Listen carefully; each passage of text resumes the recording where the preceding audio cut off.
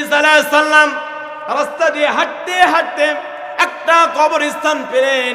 কবরস্থান পাওয়ার পরে আমি যখন কবরের পাশে গেলাম, কবরের পাশে যাওয়ার পরে আমি ঈসা আলাইহিস সালাম কবরের পাশে যাওয়ার পরে একবার বললাম কুম বিইজনিল্লাহ, সঙ্গে সঙ্গে কবর থেকে একজন বান্দা উঠে আমাকে সালাম দিল, আসসালামু আলাইকুম ইয়া আম্মি।